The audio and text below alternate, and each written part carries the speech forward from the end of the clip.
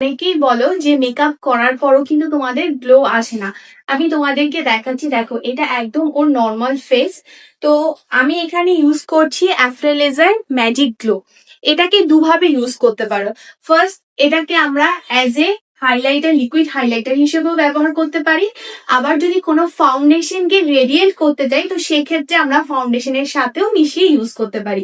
তো তোমাদের সাথে আমি দেখাচ্ছি, দেখো এটা দিয়ে কতটা গ্লো আসে। জাস্ট হাতে এইভাবে করে একটুখানি নিয়ে ইমালসিফাই করবে, তারপর জাস্ট হাইলাইট জোনটাকে ভালো করে অ্যাপ্লাই করে দেবো। কাটো কেটে পরে আবার আসবে। যাদের ভীষণ ড্রাই স্কিন তারা কিন্তু অবশ্যই ম্যাজিক অ্যাপ্লাইজার ম্যাজিক গ্লো বেস থিনার এটাকে ইউজ করতে পারো। তো দেখো কত সুন্দর একটা ন্যাচারাল গ্লো এসছে।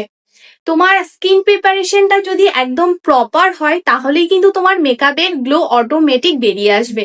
তার জন্য কিন্তু এক্সট্রা কোনো স্প্রে বা অনেক কিছু অনেকে ইউজ করে, সেগুলোর দরকার পড়ে না। তার জন্য তোমাকে জানতে হবে সঠিক টেকনিক, প্রপার জিনিসের ব্যবহার।